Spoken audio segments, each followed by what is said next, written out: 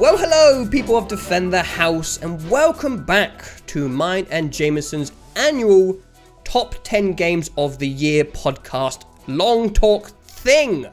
How many years have we been doing this now? 5? 6. Oh this my is the God. 6th year running. God, we're old as shit. Well, if you are new, this is something we do every year. We make our own lists of our top 10 games of the year, and we don't know what each other's lists are. That's the surprise. It's like a reveal. A fun mystery game.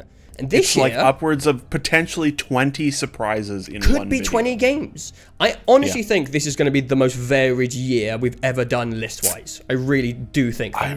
I wonder. It's going to be interesting. Because from our review talks along the year, we have had differing opinions on games, and we've liked stuff more. Yeah, you hated everything. I hated everything. You hated more than everything. It's just been a backwards and forth battle. One thing I just want to quickly disclose is I am recovering. Actually, no, I'm still ill. I'm still very ill, so I apologize for any background coughing, horrible sniffles. There will be none. Or if I just get a bit delirious and cough syrup and just forget what I'm talking about. I apologize. Oh, well, that's definitely going to happen. Yeah, I'm just going to lose my way, and I'm going to just say the wrong words, and it's going to be a mess, but we're going to push through. So, 2018, video games. How was it? It was okay. It was okay. It was okay. 6 months ago, I would have said, man, this year is bad. 6 months ago, I would have struggled to put 5 games together. Yeah. But the second half of the year for me definitely turned things around. Yeah. I mean, I had a pretty good start to the year. I know you didn't really connect with like Shadow of the Colossus and Monster Hunter World, so that helped me enjoy the front half of the year more. But after God of War, there was a long AAA break, and I love my indies. There was just a long break of games that clicked with me. Yeah, I love my indies. I love doing backlog stuff, but I felt like I was doing it for like 4 months, and it felt like no one was making anything because everyone's playing Fortnite. Yeah. Like, why release games this year? Because everyone's just playing Fortnite. I wasn't. Me neither. I want to play not Fortnite. Yeah, that's my favorite game of all. Yeah. The first half of the year, I think, was a rocky start for me. God of War was really good, and then it was like, what? May, June, July, August. Yeah, 4 full months of... For me, there was almost nothing. There was like 1 or 2 things, and maybe it might have even just been like one thing. No, it was 2 things that I liked for 4 months, and they were both kind of, they were sort of maybe a little smaller. And yeah, so yeah, like I said, first half of the year, if you'd asked 6 months ago, it would have been rough. But I think it managed to turn itself around. It wasn't an incredible, amazing year like 2016 or even 2017, depending on who you ask. It felt like a year where, there's lots of people that are just busy making games. Yeah, it was a quality over quantity type year.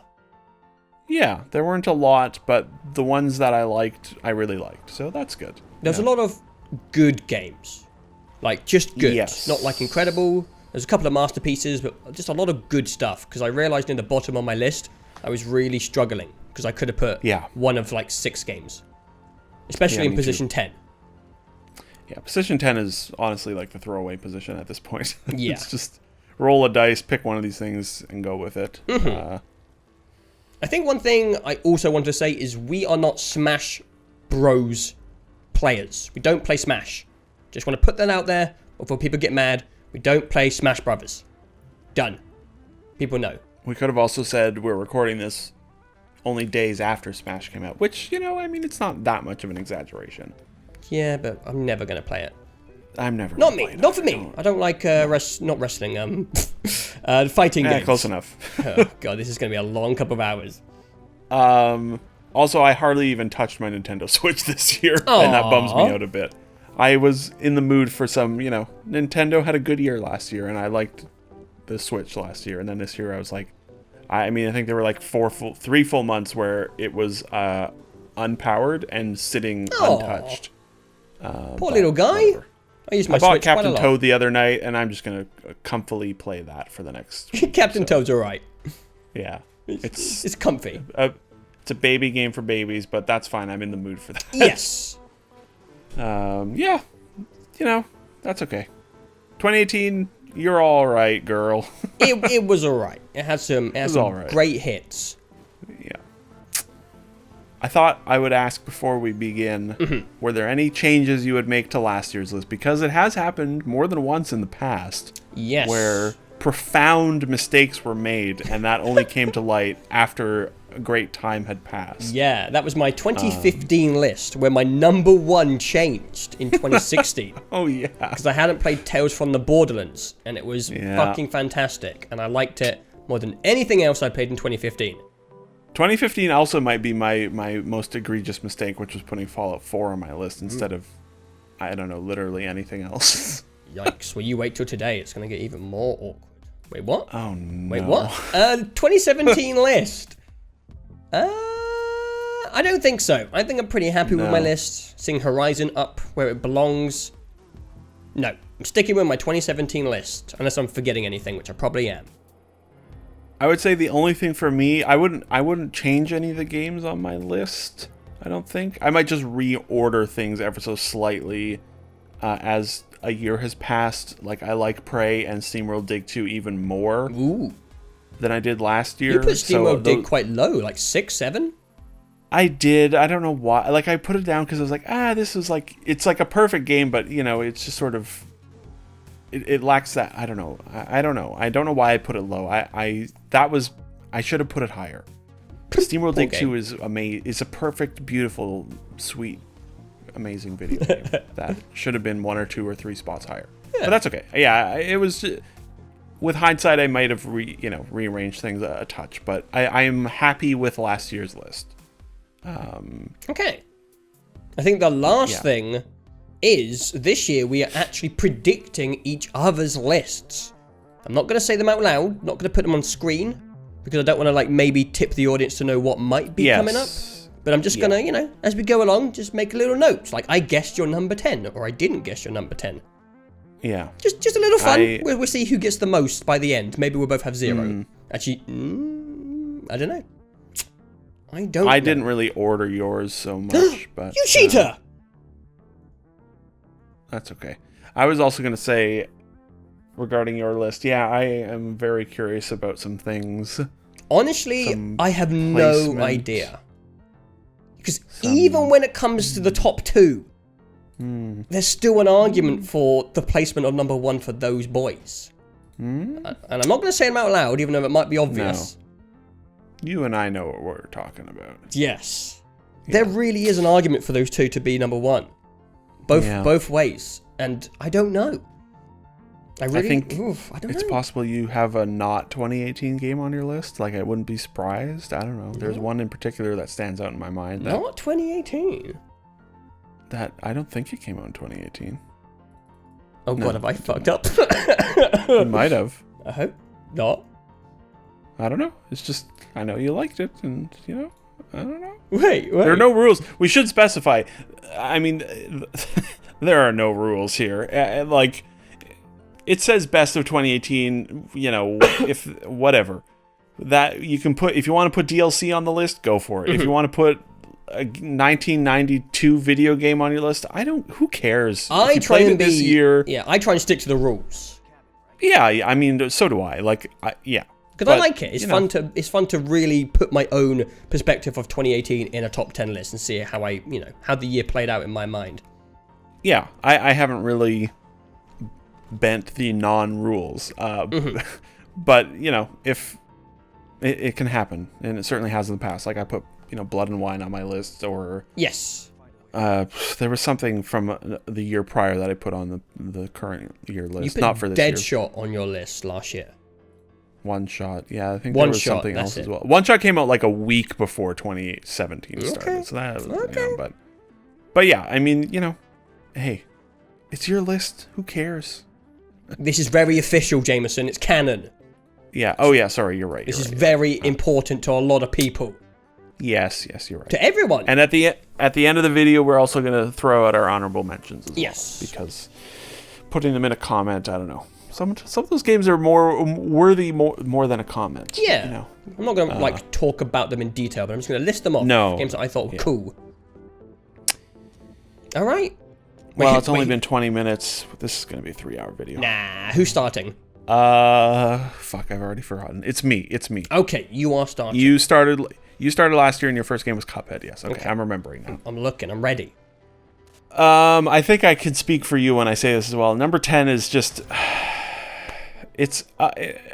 often I find this to be the case. It's the slot where it doesn't matter. Like, it's a slot where it's like a little bit of a throw your arms up in the air and just, like, close your eyes and pick one. Depending on the year, but yeah. Yeah. For this year in particular, I was like, I've got 9 games that I feel quite good about, but the 10th, whatever. I'll just go with this one. Okay. And I changed it last night. Oh, okay. My number 10, I might come to regret this, I don't know, is Battlefield 5. Oh, okay. I had another video game in that slot until last night. Battlefield wasn't near my list 3 days ago when they changed the time to kill without telling anyone. But then they changed it back, and then we played a bunch last night. And, I was like, man, this game, it's just enjoyable. I just like it. It's just fun. I haven't had a consistently good, pleasant, enjoyable time with a multiplayer game in a while. Overwatch can get very stressful. PUBG is infuriating. Call of Duty is Call of Duty. But Battlefield, I like Battlefield. And I didn't like Battlefield 1. It was boring. What? And Battlefield 5 is probably more boring. Yeah. But also, it's more engaging from a gameplay perspective. The guns are actually fun to use. I like the maps. The squad system changes are really good.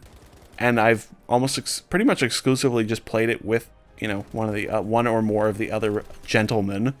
And I just have a good time with it. Yeah, that's fair. And I like Battlefield, and Battlefield has had a rocky history for a few years. That's not true. Maybe Battlefield 1 was a total, perfectly solid game, but I just didn't connect with it at all. And it's been my comfy go-to multiplayer series for many years now, and BF5 is I think it's the best playing Battlefield to date. Yeah, I can agree with that. And like I said, I might come to regret it deeply in 6 months, because every week I feel differently about Battlefield. The support and the weird it's a bit of a mess of a game.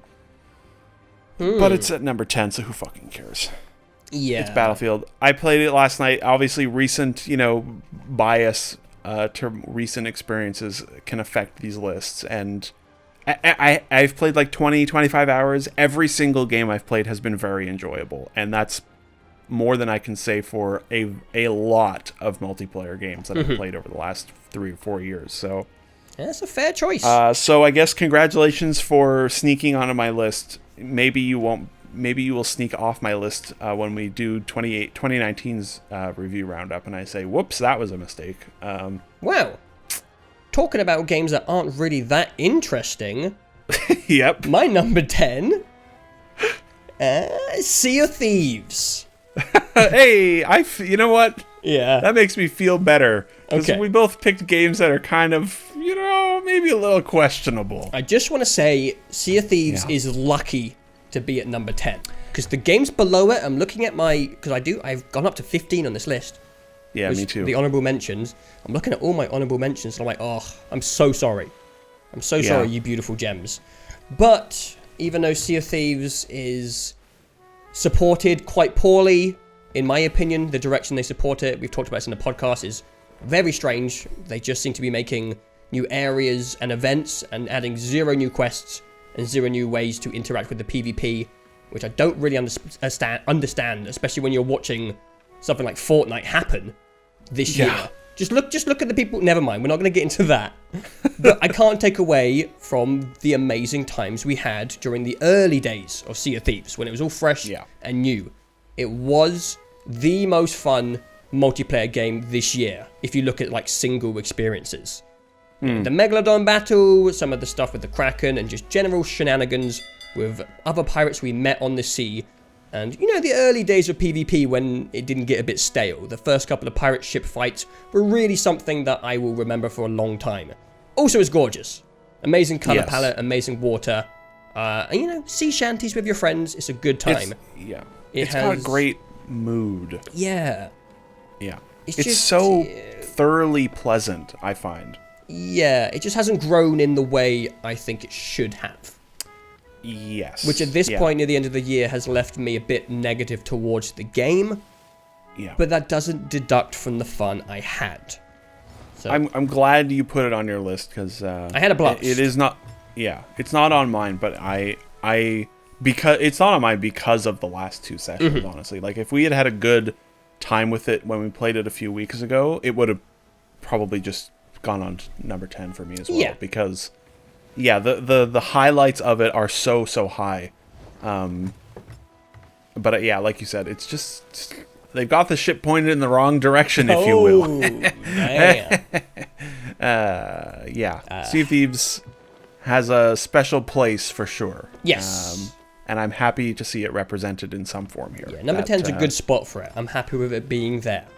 Yes, even though there are objectively better things probably in your honorable mentions. Yeah, for sure.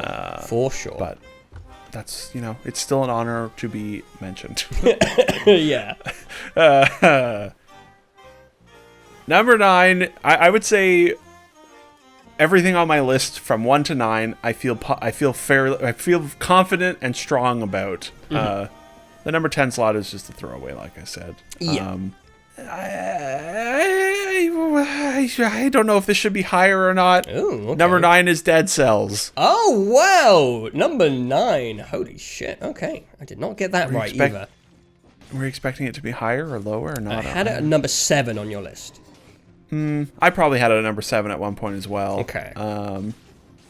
Again, it's one of those things where it's like, everything from like 5 to 9 or 6, 7, 8, 9 could probably be in any order as well. Yeah, like, that's fair. It doesn't really matter. It's just semantics. Did we review Dead Cells? No, we didn't. I don't think so. We talked about it. God, I can't keep track of where we talk about things anymore. Yeah. Dead Cells just plays so great. It was one of those games, like, on paper, I would say most of it, not in theory, something for me. 2D indie combat platformer, Metroidvania roguelite. No. You won't find a lot of those on my list. Yeah. If you go back. But I bought it on a whim, you know, over the summer, during the drought, the great drought of 2018. Oh, the great drought. And I bought it knowing that there was a high chance that I just would not enjoy the way it plays because I'm a weirdo and I need my 2D games need to play like the way my brain expects them to, and I couldn't describe to you what that expectation is. But turns out, like 10 seconds after starting it, I was like, "Oh, this feels really good." It does. They know how to make this game plays phenomenally. And I proceeded to play like, I don't know, 30, 40 hours of it. Damn. I never beat it legitimately, but I don't know. I never felt particularly obligated to beat it or like I needed to beat it. There's enough going on constantly and you're constantly upgrading and improving yourself that it was just one of those games where it's like, I just enjoy playing this. I don't really have goals or a desire to see credits, if you will. I really like the exploration part of it as well. There are like 12 or 15 maps to find, you know, areas, and it was really fun sort of slowly exploring and learning the order in which everything comes and, you know, upgrading. I know you had problems with the blueprint system. It was something that I never even thought about. Yeah, I had some issues with the game's pace. Yeah, which is interesting to me. I agree that it plays amazingly, but it just felt like you had to grind so much to see variance. Like variance was something that was earned in the game, I felt like I was playing the first 2 to 3 zones over and over and over again with the same weapons and the same pool of weapons, and I was just like, I want to see something new. And I know there's plenty of zones and there's plenty of weapons, but it just felt like it was a carrot on the string and it was so far away. And I think I played 9 to 10 hours of it and just, I don't know, just got bored of playing the first couple of zones over and over again. Yeah. And drifted away from it. Yeah, I never had that. It never even crossed my mind about the the whole time I thought the pace with which I was earning new things was pretty much exactly it came at exactly when I wanted Basically, it. you're more patient than me. I guess so, which normally I wouldn't say that's accurate, but in this case it is. And yeah, it looks great. It's got some good music in it, and but the main appeal is the combat, and just so many good, smart, fun decisions made with like the moment-to-moment gameplay. And I would never have expected it to have been on this list, let alone me liking it, because I remember hearing about it a lot last year because it was in early access all last year, and it was good. I like it. Game. It's a good video game. It is a good video game. I would recommend it to people that like good video games, which you don't. So no, I hate all games. Yeah. But one game I didn't hate this year, my number 9 is Monster Hunter World. Number 9? Number 9. Wow. It's Monster Hunter world. Jeez. I really enjoyed Monster Hunter World. I'm not going to go too deep into it because there's a lot of layers with this game. And there's a lot going on. But we did review it as well, long ago. We did a detailed review back in January? Yeah, something like that. Yeah, February. I always just find it fun when I see a franchise or a series and it feels like I just can't get into it. Monster Hunter has felt impenetrable for years for newcomers. You have to own like a Nintendo DS with online capabilities and stuff, and you have to and live in Japan. Live in Japan and go to these wikis. And finally, they've embraced the Western world, and it's still quite hard to get into. Apparently, this is the easiest, but it's still quite hard to get into. So I wasn't enjoying it for the first 20 hours, but eventually I did find a weapon I liked, and I started to set my mind towards the cosmetics, the aesthetics, the fashion part of the game. And it was just a really nice lifestyle game, right? That's the genre? Sure, yeah. I didn't really have one of those. I was in a bad patch with Destiny, not really enjoying it. The Division is the most boring game ever made, for sure. And Monster Hunter World has the best format of any of those. And it just has so many little carrots on the stick to keep you going. And I think fighting the monsters is fun. I think one of the things that I found interesting about Monster Hunter World is it's a very chilled game. I thought it was going to be back-to-back intense battles. And there are some intense boss fights in the story where you have to concentrate and, play it safe, manage your healing stuff. But I'd say it's like 70% shield grinding and like 30% intense boss fights. A lot of the times you're just farming, just killing some monsters, and it's like a good podcast game. Played 100 hours of it, killed all the monsters in the vanilla game. And I might go back now there's an expansion coming out in 2019. And I know they've been dripping monsters in every now and then. Big old boss boys. And I haven't played it in ages, so might go back. I have a PS4 Pro now, so it should run better. And that game's just awesome. It's got a really cool theatrical look to the fight. The monsters battle themselves. It's very cool when you have 3 other hunters in, all flinging around with weapons I don't even recognize and understand, and they're doing crazy stuff, and you're looking at everyone's armor. It's a very cool social game, and I'm happy to have finally got into a franchise. But it's one of those games, kind of like Persona, where I'm like, would I ever play another one? I don't know if I can be bothered to play a whole nother Monster Hunter game. It's a big commitment. Yeah, but we'll see. We'll see. Glad to be part of the franchise. I get it. I finally get it now. Some good new franchise knowledge in my brain, a new experience, a new game ticked off my list. And it was the only big RPG thing I got into this year. I'm really surprised it's number 9. I would have pegged it as like top 5 for sure. Oh, okay. Maybe I underestimated the fact that it came out, it was like the second week of January. There's some good games on the list. I guess, yeah. You were feverish with that game for like a month. I was very addicted to it, yeah. Yeah, and I mean, I have an hour of gameplay footage from you from like 8.5 months ago because Yep. I was like, you need to send me Monster Hunter while you remember how to play it because I know it's going to be on your list. Yeah. Yeah. I mean, I knew it was going to be on your list, but I would have I think thought it's it would be because higher, but, not a huge amount of the moment-to-moment gameplay was incredible. It was just like comfortably fun. There's some really fun moments in it, but I just had it as a comfy game to go to when I didn't have anything else to play, and that's really enjoyed it. It's a very cleverly made game. There isn't a game like it. It has a very unique format that I feel like other developers should maybe take a peek at. It's been going for like a decade or more since like the PS2 days, and no one else seems to be learning from these guys. They know how to make a game which is like cocaine. It's very hard to stop playing Monster Hunter World when you get into it. But yeah, that is what's scary? What? A decade ago was like the middle of the Xbox 360 generation. Okay, don't make me feel fucking ancient. Fucking 20 years ago now is PS2 almost. Christ, feels like. God. All right, we're old. Speaking of nice and comfort, okay, I am righting the wrongs that I have made 2 lists. Oh. 2 lists I have failed to put one of these games on here. For some damn reason, I put Dragon Age Inquisition on, and then in 2016, well, 2016 was pretty stacked. Forza Horizon 4. I got one! Woo! Forza Horizon 2 should have been on my list. Forza Horizon 3 should have been on my list. I don't know why I shortchanged the best racing series. I'm sorry, Forza. I'm righting the wrongs. Forza Horizon 4 is making... It is a very good video game. There, done. It is, I mean, like, okay, like, structurally, it's practically identical to 2 and 3 in a lot of ways.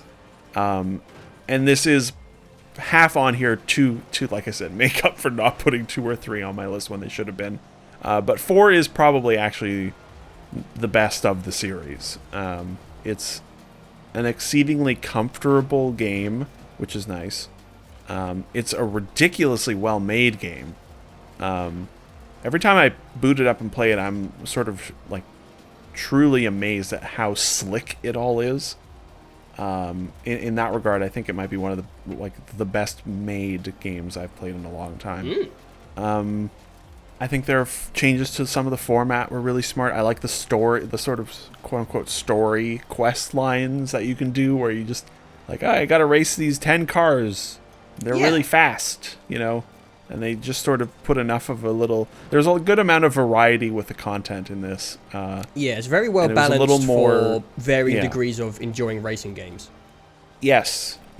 And the new expansion just came out last week, and that seems pretty good. There's like treasure hunting you can do, where you get like a little image clue that you have to go find where it is on the map. And it's I think my favorite thing about it, the thing that maybe sets it most apart from Forza Horizon 2 and 3 is that it properly, and I don't know if this is, I think it's intentional, it probably has to be, it embraces the sort of irreverent humor that was present in 2 and 3, mainly in like the fact that driving an expensive vehicle off-road while you're hitting these huge jumps, like that's just sort of fun and funny. And Forza Horizon 4, I think my favorite part about it is that it is really funny.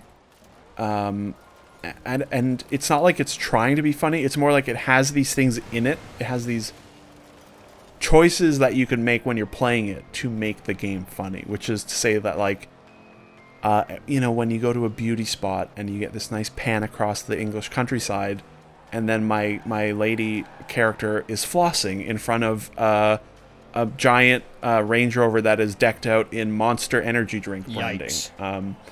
That is just hilarious to me, and I made those choices. Wow. I did this. And there's like classical Bach music playing in the background while she's flossing, and it's just it makes me laugh every time. That's 2018 in a nutshell, right there. Exactly, and it makes me laugh every fucking time. Christ. It's a very uplifting game. I just find it lifts the spirits and looks amazing, and just every second of it when you're playing it, just, they've got it so tuned perfectly. And the Forza Horizon series is tremendous, and I feel deeply ashamed for having not given it its due in these videos. But now I have, and so yes. I guess for people me... should play Forza Horizon 4. Yeah, I think for me that counts as a new franchise, because that's the first game in the series that I tried this year, because it was on Game Pass. Yeah. And we did the review, but yeah, I as someone who doesn't like racing games at all, I had like 20 hours of pretty consistent fun times in that game. Yeah. God, it looks good as well. It really does. Oof. Yeah, that's a recurring theme for games this year for sure as well. Yeah. God, it looks good. God, games look good this year. They did, yeah. Yeah. Right. You're number 8. I cheered at the beginning because I guessed that correctly. I had Forza Horizon 4, done. number 8 for you. At number 8, wow. That's My impressive. number 8 is Thronebreaker. Hey, Gwent, a Witcher. That's my number 7. Let's talk about Thronebreaker. Oh, awesome! We literally did a review on it like 2 weeks ago. As of this recording, it's not even live yet on the YouTube page. Wow. Behind the curtains, calm down. Yeah, sorry everyone. So yeah, we're talking about Thronebreaker again. But yeah, this game was really surprising. Yes. I like Gwent. I enjoyed it in the Witcher game. And when I heard there was a single player full experience, I wasn't really expecting much. Even though it's CD Projekt, I still wasn't expecting it to be that fleshed out. And they did a lot with a simple format. The match types for the Gwent formula are really varied in the game. I really like the puzzles. The art style is fantastic. And the king, for me, is the surprising story that the game goes the king through. is the queen. Oh, I see what you did there. Yeah, well. But yeah, I couldn't believe how engaged I was in the story. And most of the story is done through pictures. It's like a picture book. But with a bunch of texts. I know you've beaten and I'm near the end of the game. And I'm engaged. I want to know where it goes. I care about the characters. And to give them credit, the voice actors do a fantastic job. It's not just pictures. Yeah. There's really good voice acting. But not just voice acting as well. They have really good like background sound design where it's like the horse, galloping and stuff like that it really brings you in. Yeah, I think that's the biggest surprise is for the game is just a great story. Some really grueling, horrible stuff happens on your journey. Yeah, Jesus. There's some nasty war crimes happening in that game. And then, there's some fun gameplay elements where characters from the game are cards and you have to make choices about which characters live or die, stay in your group, and you're emotionally attached to your deck. So I sent you a message the other day saying I literally Alt F4'd mid-conversation because I was going to lose my favorite card in the game. And I was I can't do this. It's a scummy move, but I don't blame you. I don't blame you. And I think there's something really clever about tying characters to a literal tool you are using in the game. It makes you kind of superficially invested in them, but in a way that I think is really fun. Yes, yeah. Initially, it feels like you're sort of superficially invested in them, but as you spend more time with the story, you also get you get to know the character, and it makes everything doubly difficult because you're emotionally and strategically attached to your cards. I finished it like 2 days before we're recording this. There's a small part of me that worries maybe it might have been slightly too high because it's so fresh, but that's whatever, who cares. It's a good game. It's a really surprisingly excellent thing. Because it came out 2 days before Red Dead. Yes, yeah. So it felt like no one in the world was talking about it. It definitely seems like one of the most overlooked games this year because I don't know how many people even know it exists. Yeah. And I think if you've ever liked the Witcher series, you should play it because they make Gwent very approachable. I've never played a competitive card game before, aside from Gwent in The Witcher 3, which is it's a mini game with more depth than it ever needed, let's say. And they flesh it out really well here and ease you into it in a really nice way and ease you into the aspects of deck building and strategy with the puzzles teaching you different things. My biggest complaint actually probably is that half of the puzzles are just sort of frustrating because I don't like the puzzles where you get a card that like you're familiar with it, you see it and you're like, oh, that's, the trebuchet guy, but then it functions completely differently. I've been very confused a couple of times. Yeah. So I think the puzzles are the only part of it where there were like half of them just don't really work for me, but the other half of them are there's some pretty funny ones as well. Yeah, I like the drinking one, the drink off with the dwarf. The drink off is really good. That's a really good one. Yeah, and like we said in the review, I just love how evocative it is of everything. You don't need these fancy cutscenes when you have good voice acting and some sort of minimalistic sound design in the background. You're able to sell this really grand scale story with essentially, like you said, pictures and 2D cartoons. And a bit of imagination. Yeah, exactly. It feels like a storybook. Yeah. And I would say maybe the ending is like ever so slightly lackluster, a little tiny bit. Mm-hmm. The final fight is very frustrating. Oh. And I had to rebuild my entire deck by following like kind of some suggestions online because I could not figure out how to beat it. Oh, interesting. In a way that felt like unfair. Like it was just like I had my deck at a point where I was like, okay, it feels like my army can, we're starting to steamroll things, and then the final fight happens and it's like, I don't know what I'm doing here. I bashed my head against it for like an hour. Wow. It was nasty. You'll see. But yeah, the story is super engaging.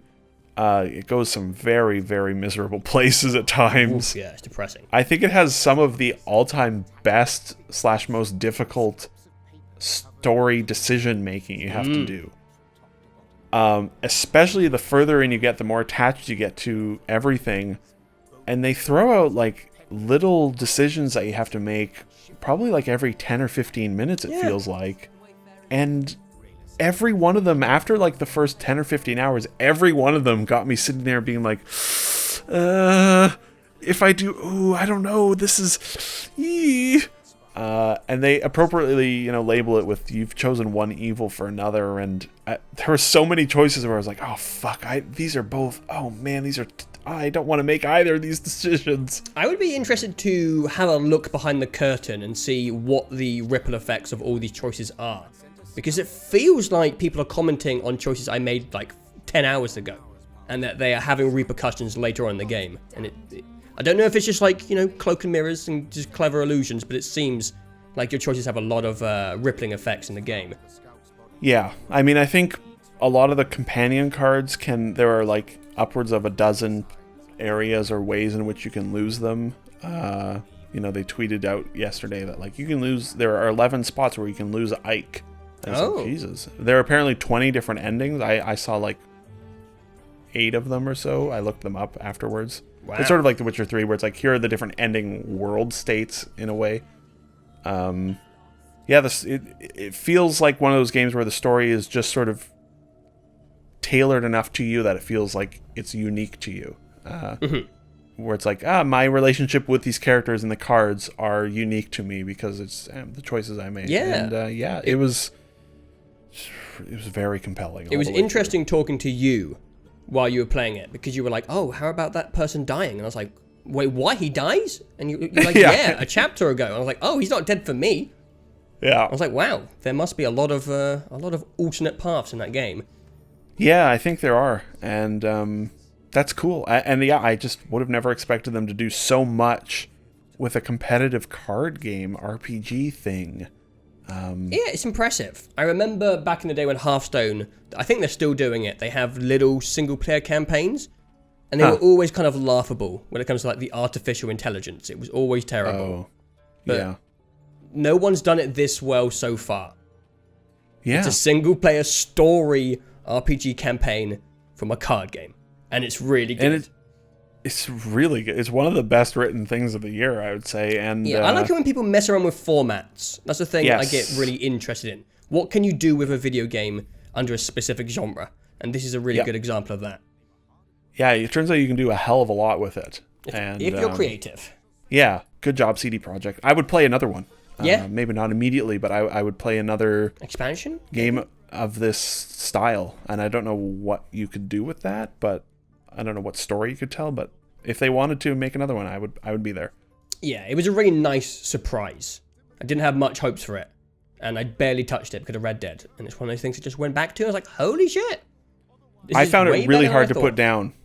I found it really hard to put down after I got into it. So I think I played it all in like a week, and it was 35 hours long. Wow. You know, yeah, I played 20 hours in like 4 days. And I was like, okay, same. I need to go back to other games in 2018 because we're doing this soon, and I have other stuff to catch up on.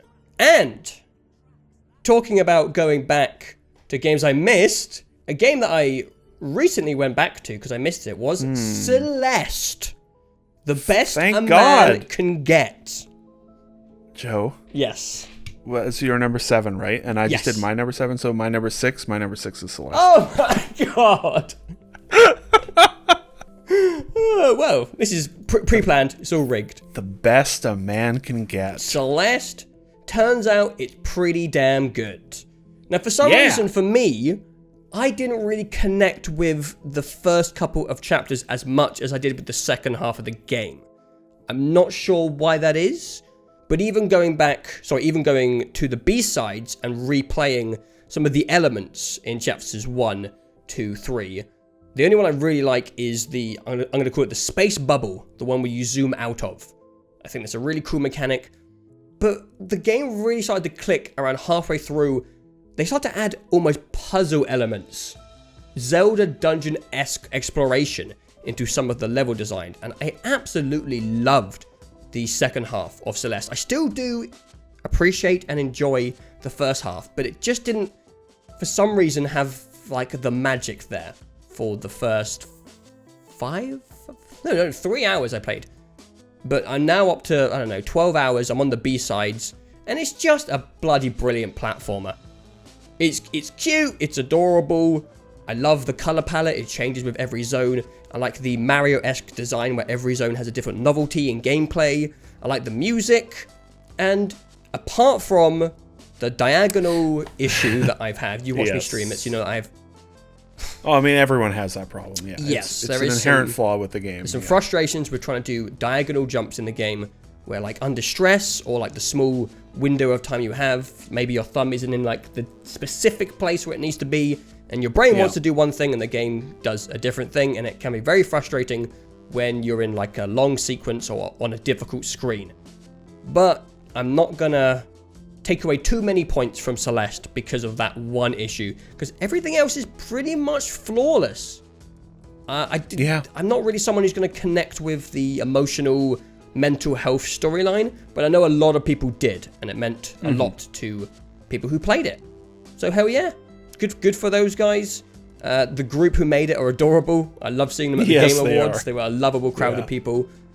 And yeah, it's just I love platformers. And they're still going, they're still alive, and this is the best one in years. It's pure, it's simple, it's focused, and it's hard. Yes. It's so fucking hard. And it does the Super Meat Boy design of having the portion of difficulty in nice chunks. It's like one little level, and when you die, you've gone back like 10 seconds worth of progress. Little bite-sized difficult levels, which makes it really good for pacing. I played it on PC, but I bet you it's an amazing Switch game to play on the go. Yes. Yeah. And yeah, it's just a great little platforming package. It's cute, and I loved it. And I'm still going. I've got 3 more B-sides, and then I'm going to try the C-sides, which I look forward to. I'm going to try not to break a controller, though. I'm glad it clicked with you, because it is... It's lovely. Yeah. It's, like I said, with Dead Cells, I have weird expectations or desires for how a 2D game should respond and control and feel, and Celeste plays perfectly for me. Like the movement and jumping and all that, aside from the diagonal stuff, which is, like you said, it's almost more of like a controller problem than it is a game problem. Yeah, because if I had learned it on PC, I wouldn't have had that issue, but it feels so unnatural on PC. Yeah, on a keyboard. Doesn't feel right. But aside from that, like, it just, everything about the way it moves and feels and responds is like perfect, exactly what my brain expects. I think it is probably the best playing 2D platformer that I've played. I think it is a little bit tighter than even, the best of the Marios from the few that I have touched. And again, I'm not often a huge platformer person, but yeah, it just, the way in which it's like perfect, exactly what I want. And I really can't speak highly enough of the assist mode, which is essentially Wouldn't know, mate. Would not know. Yeah. God, It's I'm such a essentially gamer. just you fucking hell. It's essentially just an option you can turn on which enables you to sort of customize the difficulty experience to your liking. And I really liked it sort of late. Actually, it was more like after I had beaten the game. There was one boss fight in the mid where you have to like run away from a boss in the hotel. Oh, that guy's an and I was asshole. like, man, fuck this. I'm turning on invincibility. I just want to be done with this. And, so I used that. But I only used really assist mode after beating the game and getting into the B-sides. So I went in with the expectation that you would get your second dash ability would be like your New Game Plus sort of thing. Okay. And I was like, that would be awesome. You get your second dash and then you can go back to all these levels and they're easier, and then you don't. And I was like, man, that's a bummer. Assist mode, you can just turn that on whenever you want. And so I would just customize the difficulty to whatever I was feeling. When I wanted it to be difficult, I would just turn all that stuff off. When I wanted to explore or play in a sort of New Game Plus mode, I would just turn on a second dash. And it's really cool to see a game have that there, and just it's there from the beginning. And they say, like, if you want to turn this on, like, just do it. We don't care. Just play the game how you want to play it. Yeah. And I really fundamentally agree with that as a design decision. I mean, at And this not enough point, games if you do don't that. put those in your game, people are just going to mod it anyway. Yeah. So People want to yeah. tune the difficulty to what they're liking, and more games should allow for that. And Celeste has some of the best options for it, and yeah, it's just such a tight, well-made game. And It really is, yeah. Yeah. Great, fantastic platformer, fantastic on the Switch. That was like the earliest game of the year that I clicked with. It was the second or third week of January, and it was a feverish couple weeks with Celeste of just like playing a lot of it, and getting feeling like there's a great like progression of, oh, I'm really starting to get good at this game now. Yeah. Which is I felt nice that until because- the B-sides, and now I feel like I'm the worst player in the world. Well, yeah. The main campaign has a really nice ramp up Yeah. of getting you really good at the game, and then the B-sides are like, this is ridiculously difficult. God, they're brutal. They are, yeah. I'm enjoying them, though. Mostly. Yes, yeah. Okay, so that was my number 6, so now your number 6, My number 6. right? Oh, I want to interrupt and say that I actually did correctly guess your number 10 would be Sea of Thieves. Ah, okay. And I put Celeste for you at number 8 instead of number 7, so... Okay, we're 1 for 1 now, because not I've only bad. got Forza Horizon 4 for you. And so far, I did not have Battlefield 5 on your list at all. Yeah. Apart from that, I had Thronebreaker, I Dead forgot Cells. to put Thronebreaker on your list, Ooh. which was a mistake. That was Tut, a tut, whoopsie. tut. That was an overlook. All right, my number 6. Continuing with games Jameson hates. My number 6 is Oh? Shadow of the Colossus. Aha! Shadow of the Colossus was a very, like, awe-inspiring childlike game for me. Childlike's a weird word. I kind of mean, like, it brings me back to the days of being a kid where I always wanted video games where I fought big monsters. That, as you can tell, that's as ambitious as my childish dreams got. I just wanted to fight fucking massive monsters. And I remember when I first played Lost Planet, and it was kind of what I wanted. But I don't know, that role never really got filled for me. And then I played Shadow of the Colossus, and awe-inspiring is the best word, because when it comes to like it being a game, gameplay isn't really that great. It's a bit clumsy. I know it's been renovated since the old PS2 days where it was even worse apparently. But there's just something for me personally about jumping off my horse onto the wing of a skyscraper beast and climbing up him while he soars across the sky and plunging my sword into his back and him crashing to the ground. It was just childlike wonder for me. There is no game this year that has made my jaw hit the ground like Shadow of the Colossus. Some of the stuff in it is so theatrical and nuts. And I just can't believe that them polishing up a game from, I don't know, enter whatever year it came out, I can't remember. From a long time ago, that it can have this much of an impact on me. I did have some frustrations. I remember the first 9 or so, the game was on fire for me. I loved all of them, and then near the end, I hit a couple of ones that I found frustrating with some annoying mechanics. So it maybe would have been higher if I had enjoyed every Colossus. Is it Colossi? Singular? Yeah. If I had enjoyed every Colossi fight, I maybe would have put it higher. Because I did have some frustrations, especially the last guy. God, there's a bit you had to stab his hand, and he keeps fucking shaking his hand. It's pissing me off. But apart from that... That was me the entire game. Yeah, it just has some crazy moments, which, I don't know, it just speaks to stuff I really wanted in games when I was a kid. And I connected with it on the way which I wasn't expecting. It was more like, this is a cult classic, I missed it. I think I played it around my friend's house when I was much younger, but I never played it myself. Let's give it a go. Holy shit, this is crazy. And I just end up having an absolute blast with Shadow of the Colossus, and it's one of my fondest memories this year. Don't really need to go into it. I think most people who know games know what this game is. Yeah. Turns out it's pretty good, and there's a reason why people like it. I guess they're not wrong. Ooh, wow. Big words, Jameson. You're growing. The visuals and the sound design and the tone of that game are really amazing.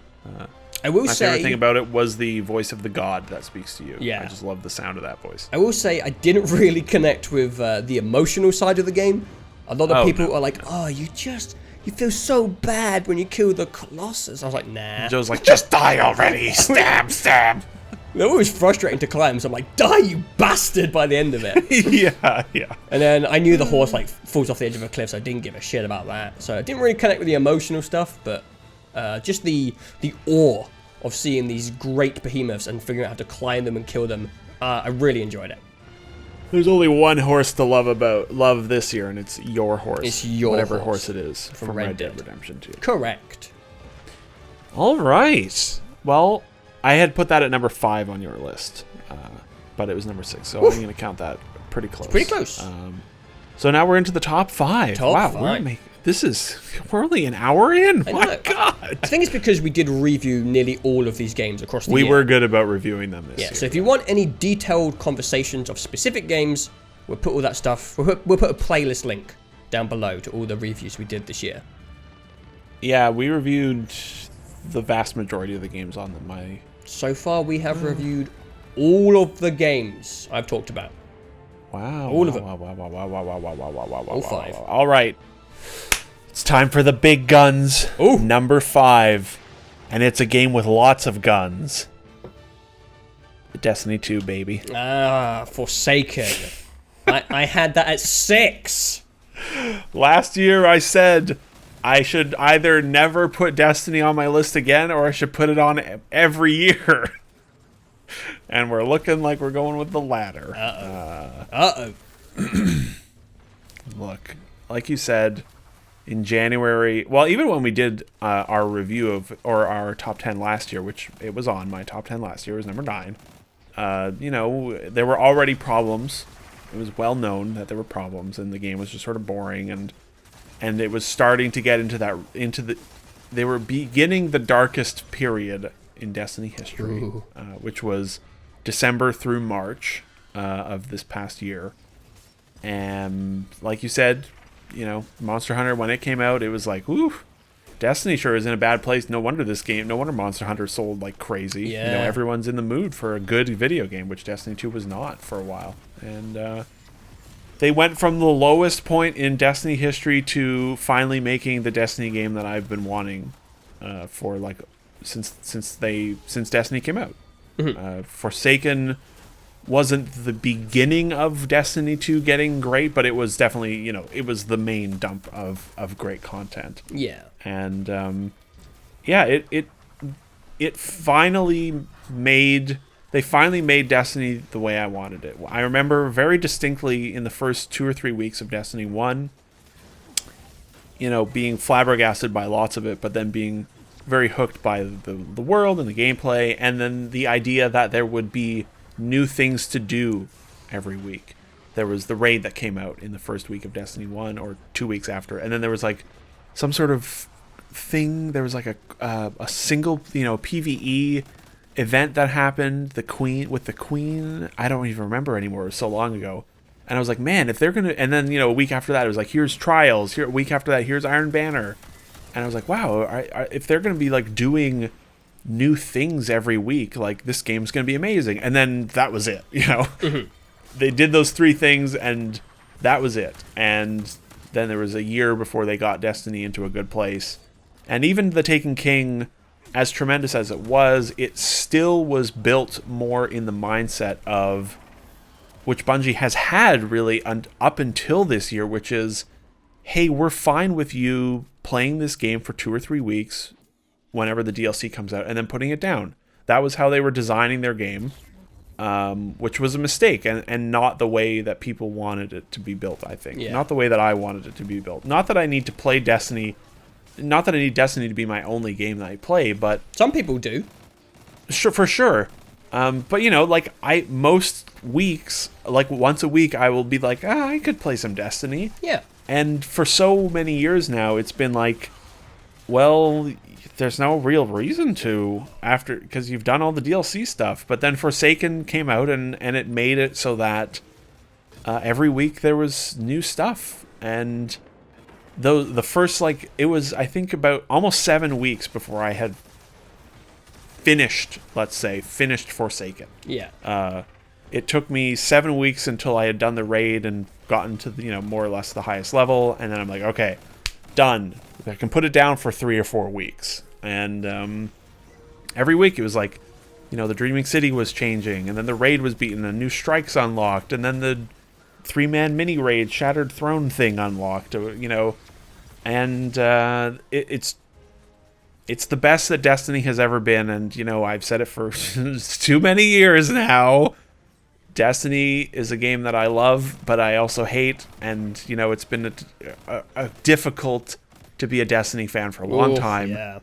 They've come so close yet so far, and it just feels nice to finally have Destiny in a place for the first time ever where I think it is finally what they were trying to make, what they've been trying to make for so long. Yes, it still has flaws.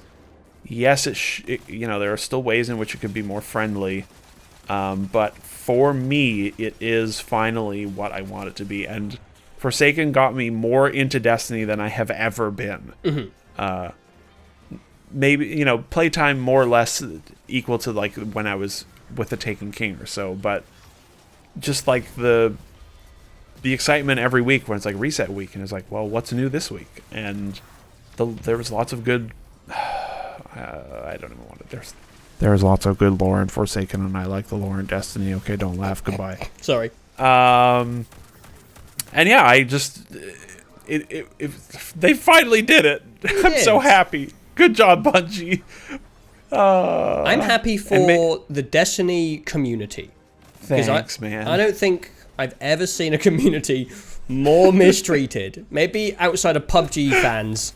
The poor Destiny 2 fan base. There's people who are passionate, play even more than you, Jameson, and oof, they had to go through hot coals to come out on the other side of having a game they enjoy. And I'm glad people enjoy it. I've enjoyed Forsaken. I've enjoyed it much more than when we reviewed it. I did the Halloween event, which gave me a quick boost, so I didn't have to do the grindy shit that I don't really enjoy that much. And I got to see the depths of the... thing. The city. Dreaming City. Oh, yes, the Dreaming City, yes. Yeah, yes. And that is one of the... That's the best art this year. Maybe some of the best art I've ever seen in video games. That place is stupidly gorgeous. Yep. And yeah, I will never be in love with Destiny 2 or Destiny in general, but I just enjoy it. I just enjoy being along for the ride. I enjoy playing the new content. I like seeing where it goes. I like checking out the news, and I'm happy that it's in a good place for you boys, for you Destiny lads.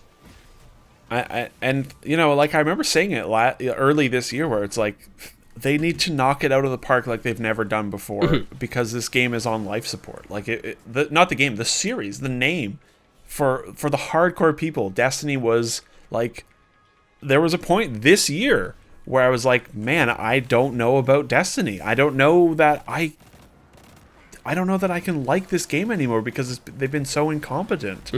And that was going to be really sad to me because I have always there's like just a fundamental, I don't know what about Destiny that I can't quit. And they really, really did truly nail it with Forsaken for the more engaged people like myself. And yeah.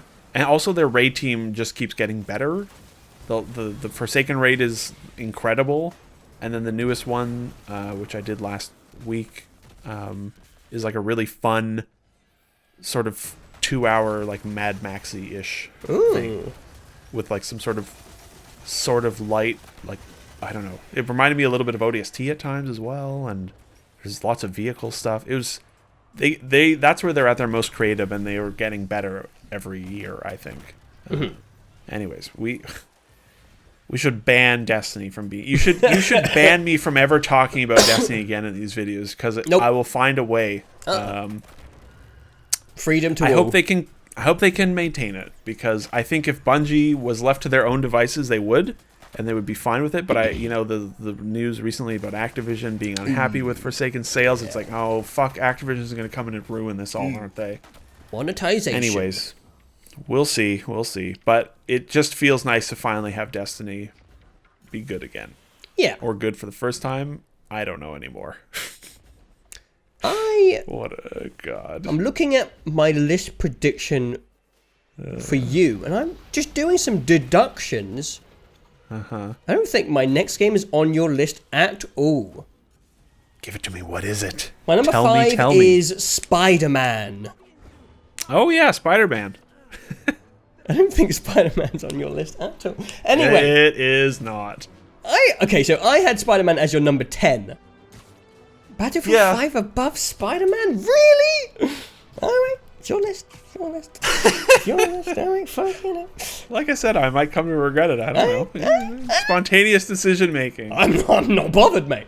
Not bothered by that decision at all. My number 5 is Spider-Man. So I've been looking forward to Spider-Man for a while. I played the original Spider-Man on the PS1. And then I played Spider-Man 2 on the PS2 with my friends. And I have fond memories of absolutely nothing except for swinging around. I don't remember doing any missions. I don't remember any cutscenes. We just swing around because that momentum in that game. Whew, that was the early days of physics in game engines, and we'd never played anything like that before. So I had some like nostalgia for Spider-Man. Even when the movies, the first ever superhero movie I watched was the first Spider-Man, and I loved it. So in my blood, apart from some of the newer Spider-Man movies, I've got some fondness for the character and the games.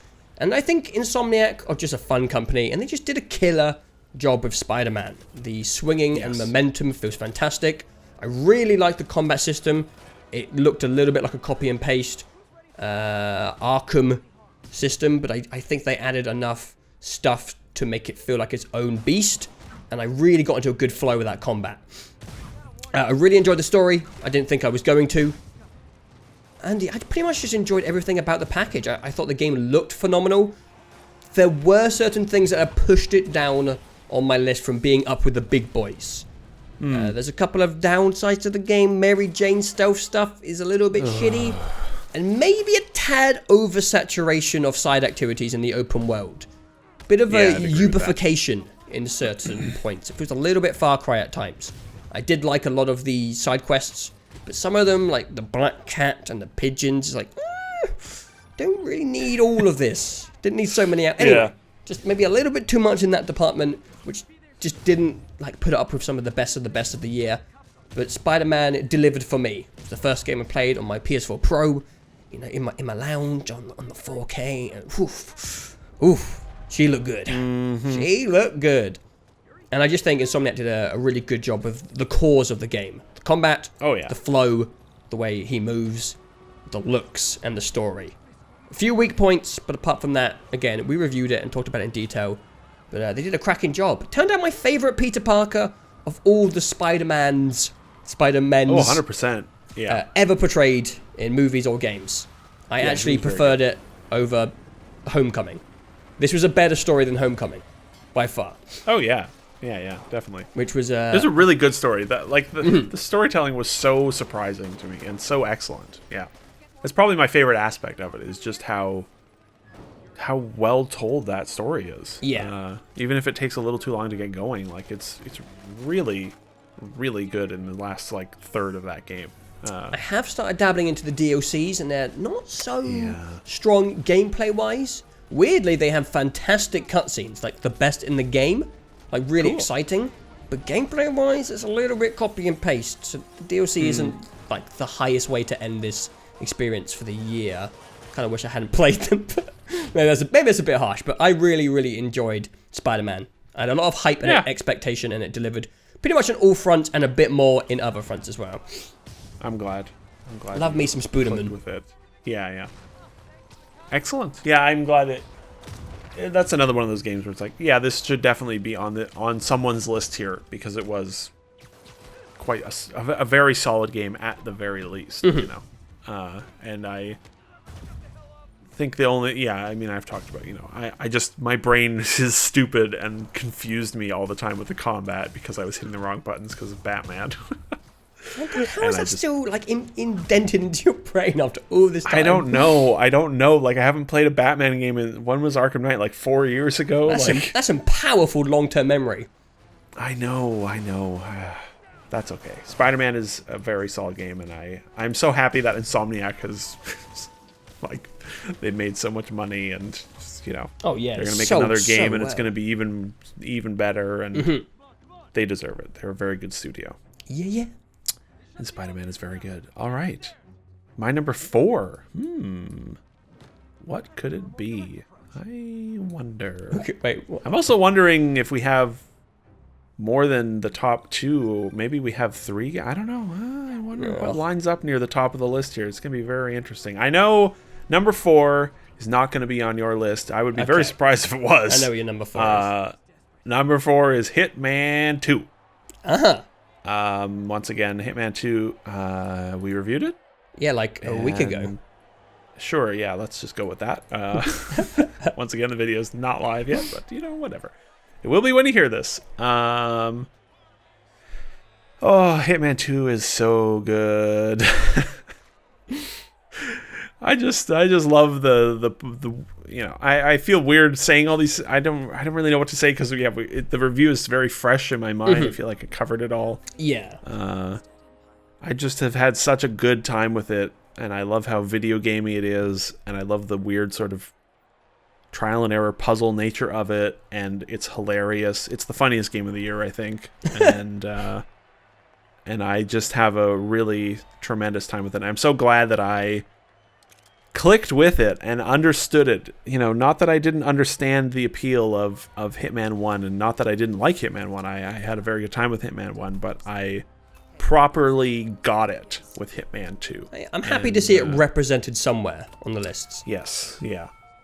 And I've still hardly touched any of the other levels aside from Miami and Vermont, so I have, 3 Hitman 2 levels, and then all of the Hitman 1 ones to go back to when I want to, and I intend to.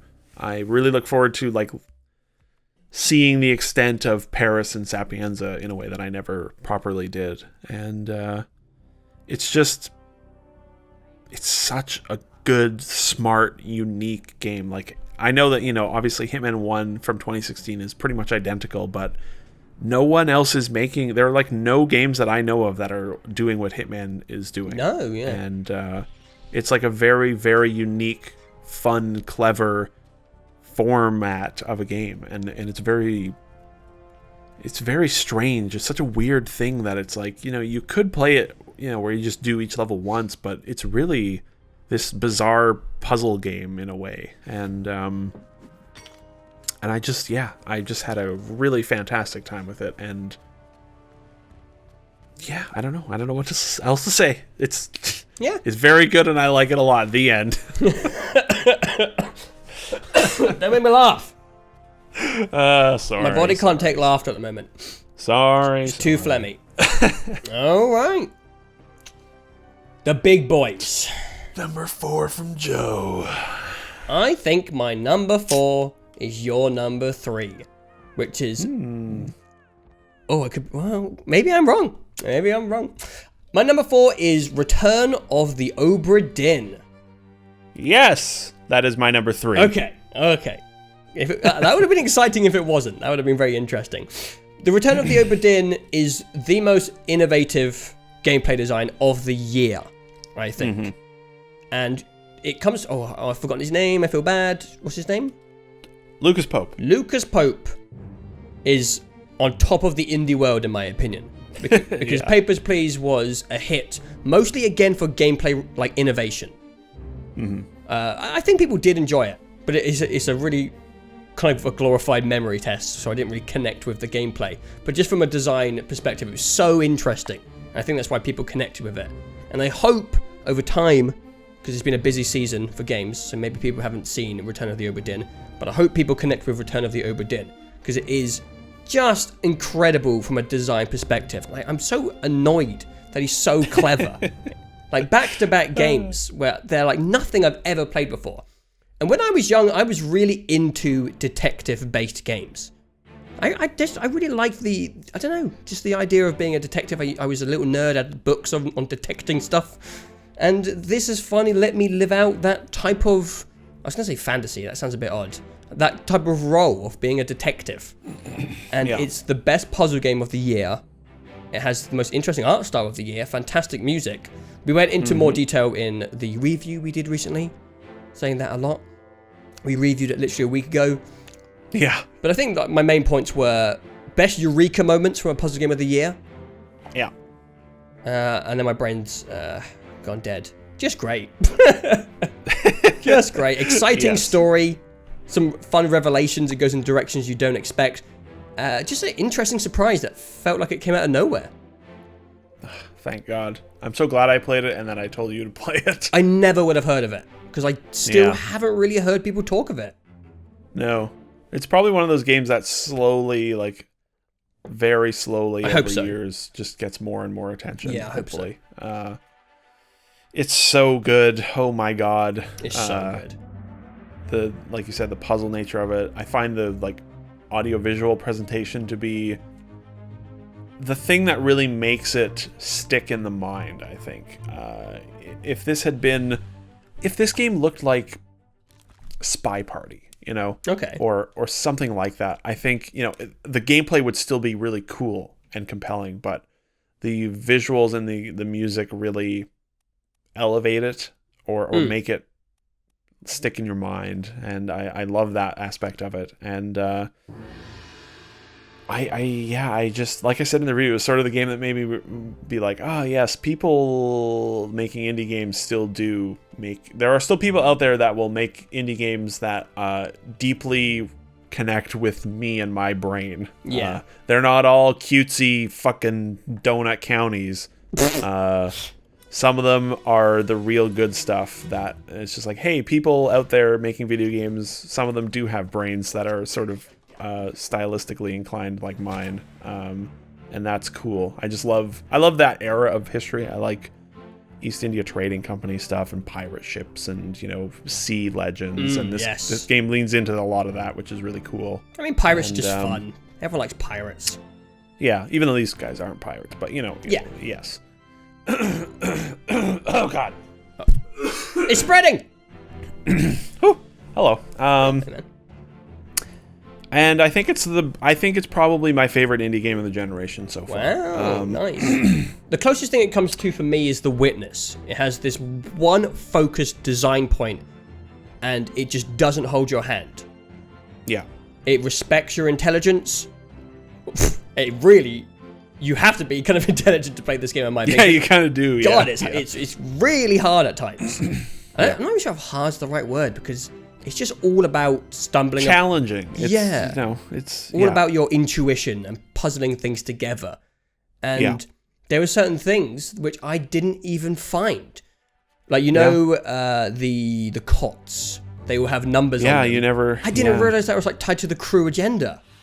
Yeah, that was something I realized pretty late, and I was like, oh shit. I never realized that, so I had to beat the game without it, which is maybe why, when we reviewed the game, I said that some were a bit too hard to figure out for me. Right. It might have just been like a whole like thread of information I didn't stumble upon. But yeah, it's just... Yeah, that's what's neat about it, is that it's like, it's very reliant on how your own brain functions. So, like The Witness, I agree, where it's like, some of this stuff your brain just might not make the connection, and that's just the way your brain is wired. Yeah. And there's no, it's not a fault of you or the game, it's just that's just the way it works. I think the indie market is the only area nowadays which can make experiences like this because they're too risky for big budgets. Well, yeah. And just every now and then you get a gem like this. Yes, yeah. A rare gem. Also, when I say my favorite indie game of the generation, I'm not actually including The Witness in that. I feel like The Witness is above. I don't know. Even though it is an indie game, you're right. It is. I mean, The Witness is like one of the best games ever made. It's so good. Return of the Obra Dinn is really exceptional, and yeah, I put it side by side with The Witness. Sure, yeah. I would put it, pretty much just right around there in that extremely high tier of existence. So if you're listening to this and you haven't played it, stop wasting your time with Fortnite and play Return of the Obra Dinn. Get some of those brain cells back, idiots. Yes. Whoops. Instead of V-Bucks, so I guess we just... Dinn. It's only on PC right now, unfortunately. Hopefully it comes out on consoles. I don't see why it wouldn't. Yeah. I'm pretty sure Papers, Please followed a similar course. So it's my number 3. Wait, that was your number 4. Yeah, but I thought your number 3 was Obra Dinn. So it's your number 3, and then it'll be number 2 for each of us and number 1 for each of us, which I suspect probably line up. Maybe. Yeah. Who knows? Who knows? No one knows. No one knows. My number 3 is Prey Moon Crash. Wow. For the first time, I have broken the rules that we haven't even set in place, because it's an expansion and it's not a game. That's interesting. I would have put Just Beats and Shapes at your number 3. Just Beats and Shapes didn't make it. Sea of Thieves took it away from me. Perfect. What are you doing putting Sea of Thieves? Oh my god. I had to. It's my list. Back off. Yeah, you're right. You're right. Prey Moon Crash was on my list for a little while as well, but it got knocked off by fucking Battlefield. Oh, Jesus Christ. What a shame. Hey, I mean, I gave Prey its due last year, okay? Yes, you did. I saw the light. The reason Moon Crash connected with me so much is because I didn't connect with the base game of Prey much. Yeah. I really liked Prey. I thought the map design was really cool. But I just didn't really connect with the story or the immersive sim systems. I just kind of played the whole game with a shotgun because the shotgun was so overpowered. Maybe that's my fault for not attempting to experiment. And we can go into the whole debate about if it's better to let people find the stuff or to kind of push them in that direction. And in my opinion, Moon Crash is the one that pushes you in the direction and Prey is the one that lets you discover it yourself. Moon Crash is... God, I don't want to have to explain it because it's maybe the most interesting merging of genres. I've never seen a single-player campaign mixed with a roguelike game. Because usually a roguelike game is something that you make to play over and over again. But and it's Prey only Moon like Crash, a 2D indie platform. Prey Moon Crash has a beginning and an end to a roguelike, which if you haven't played the game, maybe doesn't even make sense.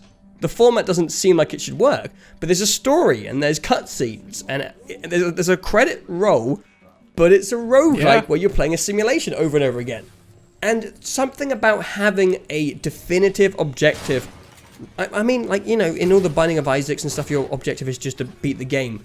But there's multiple ways to face the game each run. And it almost feels like a puzzle adventure where you're not really told what you're doing. And you're slowly unlocking characters and figuring out how you even play the game. And that's just a type of gameplay I really enjoy. There's a lot of self-guidance, and you figure out where you want to go on your own. This is a theme of... I just really enjoy when games let you do stuff the way you want to do them. And Prey doesn't really let you do that because it's a single-player campaign and there's missions. And in this, there's just one objective and you can get there any way you want. And I finally got to mess around with Prey systems. There was like runs where the electricity wasn't on. And there is a way to get it back up, but I hadn't figured that out yet. So for once, I actually used the glue gun to help me get around. Which I never did in Prey. I just used it to slow down the beasts. And I was finally using tools. And there's a fun rarity system where like you find rare items. And there's fun looting in the game.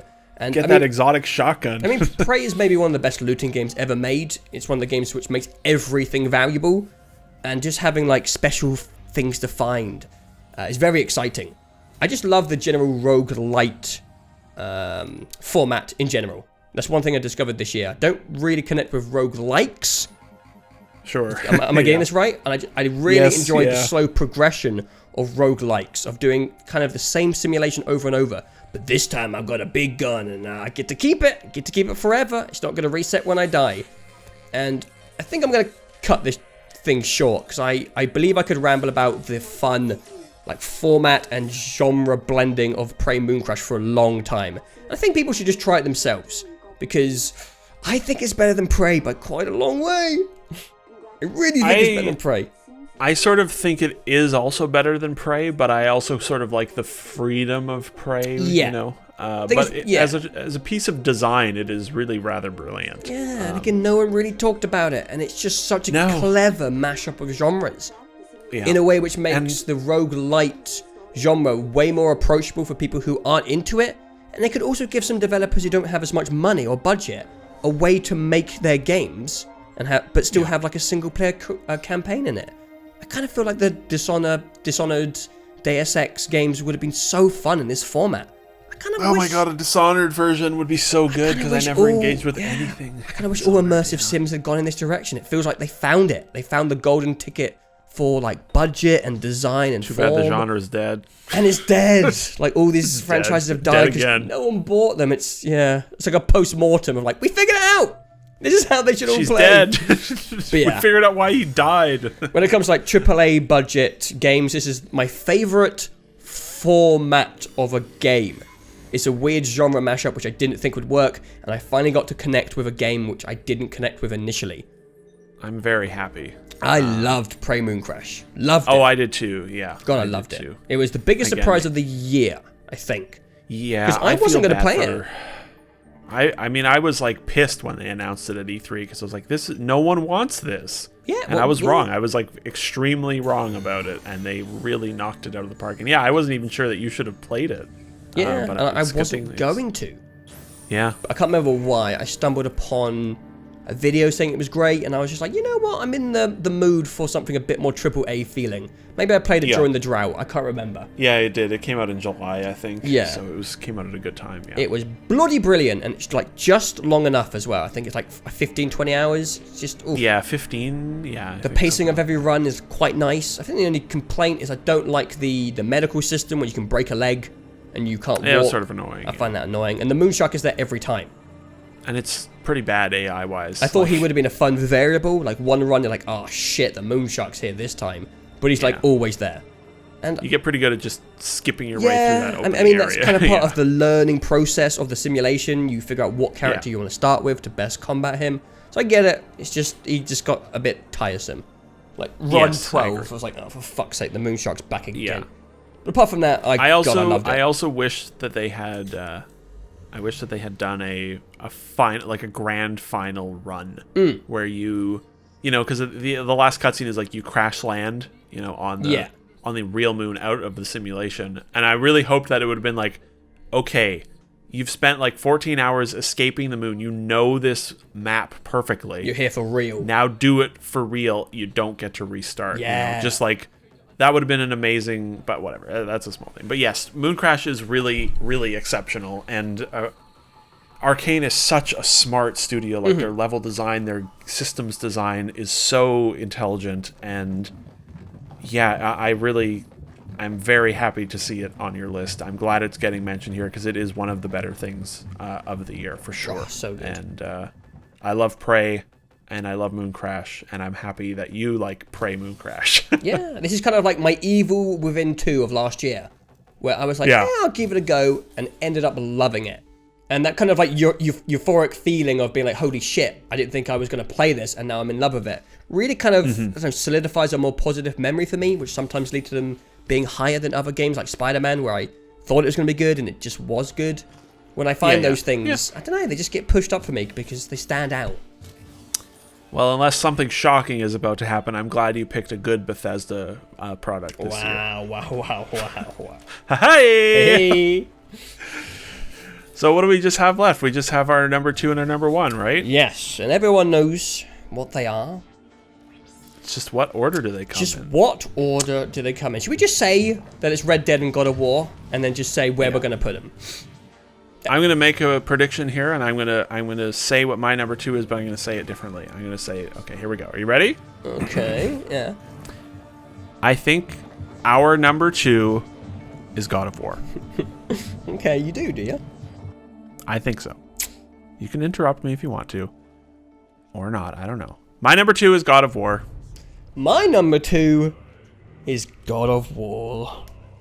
I know. I really I wanted to all put along. God of War at number 1 for a long time. Me too. Especially, like, I stumbled upon the video of, how do you pronounce his name? Corey Barlog? Barlog, yeah. I stumbled upon the video of him watching the reviews again. I was like, oh, God, he's so wholesome. I just want God of War to be number 1. But then it got his time at the Game Awards. I was like, okay, it's had its time. I'll do my list. And God of War. Yes. God of War was my number 1, and I was so confident it was my number me 1 too. until like 10 hours, 15, 20 hours into another video game, which, I mean, it's obvious. I mean, we might as well merge the talks together. Well, no, let's not. Okay, No. okay. Well, I just Let's want to keep say them that separate. I think God of War is the best action game of the year. And I do think it plays much better than Red Dead Redemption 2 plays. But we can get into it. There are many aspects of God of War that I think are objectively the best of the year. Oh, yeah. I think God of War as a video game is probably the best game of the year.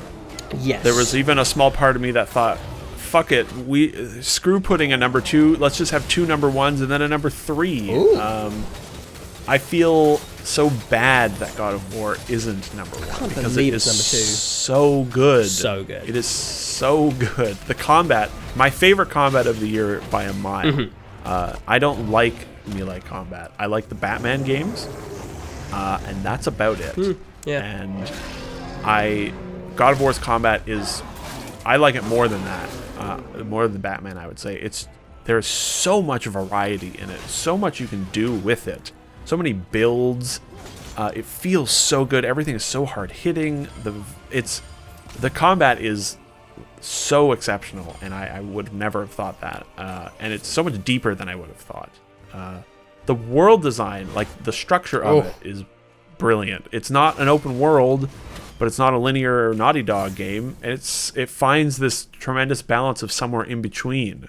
In a year where we get this generation has just been so many huge open world games. My God, it's so exhausting.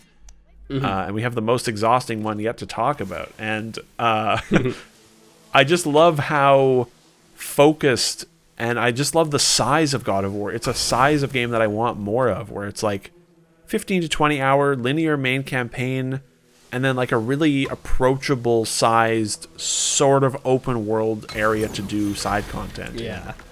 It's a very digestible size, I think. And it tells a great, very compelling story in an amazing world, with great performances, great visuals, good music. I remember you saying in the review, it's it got a great sense of adventure, which I really agree with. It was the most surprising game of the year for me. I didn't know what the game was going to be like structurally or content-wise. I didn't think I would care about it, especially in the first 5 hours. I was yeah, this is good. But it just gets better and better the more you play. And God, there's so much. There's so much good stuff. Good video game. I think it's also commendable in general for when people have to reinvent franchises. Oh, God, yeah. We saw Breath of the Wild, which did a good job, obviously. But it's just, it must be so terrifying. Such a high established and praised and loved franchise, and you're given the job to breathe new life into it. And it's good luck. Everyone's watching. And fundamentally change so much about it, thank God, because God of War is, I sort of look at God of War of old and be ooh, this is a little awkward, this is a little embarrassing that everyone liked this. Not that I didn't, I played God of War 3 when it came out and it was awesome. But they really they went for it. They fundamentally changed it without we've had so many of these like soft reboots in movies where it's like, it's a new cast, but it's essentially the same story. They're playing it very safe. God of War is like, I love the way in which it's reflecting the old and self-aware of the old games and integrated deeply into the old games. Like, it's not a reboot, even though it's just called God of War. It's a continuation, and it's just so fascinating from like every part of it. Like just the design and the story and all of that is so. It's really quite brilliant. And there's just so much going on inside the game as well. I think my favorite moment of the entire game was, I can't remember the name of the realm. It's the roguelite realm. Oh yeah. Was that Jotunheim? Where was it? What? No, Jotunheim's the giant. Mist is Niflheim? Niflheim? Helheim is hell. Mm-hmm. The fire realm, I don't remember. Whatever. It's the mist. Where the dwarves, Svartalheim, I think, where all the dwarves come from. Okay. Something, I don't know. Fucking Norse name. The reason I know what you're talking The reason about. I love that moment so much is because Yes. I could be wrong, but I'm not sure if that place makes sense within the context of the game. I have no idea. It just feels like the developers were having fun with their own product, and they just didn't want to stop. And that's just something quite unique. You don't really get to feel the developer's energy often in games. And that zone to me directly speaks to like a positive workforce where people are just loving what they're making, and they just want to keep going, even if it doesn't really make sense. They just wanted to try new things. And it's sort of like, that little bit reminds me a bit of like the whole of Titanfall 2, where it's like, here's just this weird thing. Yeah. And it's like, we just put it in the game because it was cool. in any other game, that would be like extra content, downloadable content, or something on the cutting room floor because someone was experimenting. And they're like, nah, we're just going to chuck it in because it's fun and weird. And it's, there's just so much personality in this game. And I can't pinpoint any more specific moments, but you can just tell a lot of love and respect went into the product. And there's something endearing about that bleeds through the game and makes you as the player enjoy it more. It did for me anyway. I could just feel how much they enjoyed it and how much love they put into it. Maybe because I was watching some behind the scenes stuff. Corey is just a great PR person as well. Yeah. But it's like, I just love the personal feeling about the team. That really pushed it for me. I mean, they nailed everything else. The game looks good. It's got more content than we deserve. And just a long and detailed, great story. I kept thinking it was going to end, and it just kept going. I know. I think my favorite part of it was, in terms of like Wii U with the mist. I mean, I was very shocked when I got to the mist part, because the other side area is like, it's combat trials, very straightforward, and I did them and enjoyed them. Yeah. But yeah, when you get to the mist, you're like, what the what? This is a roguelike area. Yeah. But I love the part where, because I had done side content, I was probably like close to 10 hours in when you clear the fog coming out of the mountain, the mouth of the mountain after coming back from the elf realm. Yeah. And you're like clearing the fog, and you're almost at the top of the mountain, and you do the big fight through the mountain. I'm like, this has got to be like nearing the end of the game, right? Like, I feel like this is very, very. It was sort of like Horizon as well, where I'm like, I feel like I'm getting near the end of the game. And it's like, no, you finished like the prologue. You get, like, there's like 30 hours more of this game, like, and it just keeps going. It's a great journey, that game. It really is. Yeah, Journey is a really. Even though it's brutal, it kind of feels a little bit whimsical and childish at times. Yes. All the different realms. Well, once you get Mimir as well, I think the tone really lifts up and finds its place. Like, it's a very dour, like, self-serious game for the first 5 or 6 hours, but once you get Mimir, it starts to. There's a good sense. That game has a good sense of humor. It does, yeah. Fun sense of writing. I think good, like, deadpan humor with Mimir. I think something I brought up a bit afterwards. Actually, I brought this up while playing Spider-Man. Because even Ben said this in our podcast. Right, yes, he said, I know what you're going to say. Spider-Man will have a great sequel. And a lot of times you play games and you're like, they've got the format and it's good, but next time when they renovate, trim down, it will really be something good. And God of War feels like a sequel. It feels like something came out 2 years ago and they're just building upon it. There's so much in the package. it feels like something that could only exist after releasing something and learning from the reception of the first thing. But no, it just came out. It just came out. It's nuts. It's nuts. And I wish I kind of wish it was. It really does feel like a sequel to. It's like I remember you saying it. It's like they skipped the first game of the. It's like they skipped Uncharted 1 and just put Uncharted 2 out initially. You know. It speaks very much to the quality of that team, especially because they went from God of War Ascension to this. Like that might be different development teams. May I don't know. I mean, that's Sony Santa Monica's a sort of a weird studio. They've got a lot going on. Actually, I think you're right. I think it was like Ascension was 2013, so then this would have been 5 years later. This one's a bit better. They did, They really did amazing work with it, and I remember, like, I 100%ed God of War. I did everything, and it was like 50 hours or so. And I remember when it ended, I was like, if the sequel came out next week, I would play another 50 hours. I would consume a sequel to it immediately after playing the first game, which is not a feeling you get very often. And it speaks to the quality of it, and it bums me out that it isn't number one, because it really deserves it. It does. And it seems like a lot of as more Game of the Year award stuff start to happen, it seems like a lot of people are giving it, like a lot of websites and stuff, which is good. It deserves it. Yeah, I think as a video game, it's probably the best of the year in terms of mechanics and design and stuff like that. Yeah. But it's really good. But unfortunately, Red Dead Redemption 2 had to come along and poke its nose in and end up being really fucking good. Yeah. Should I say it? Say it. 3 years in a row, we've had the number one lineup. Wow. So boring we are. Yeah.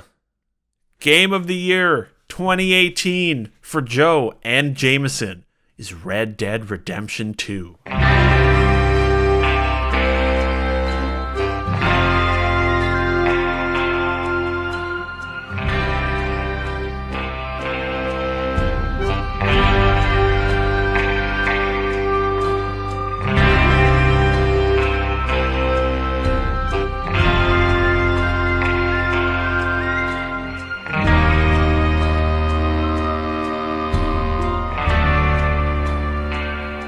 The end. God damn it, Rockstar. Thanks for watching.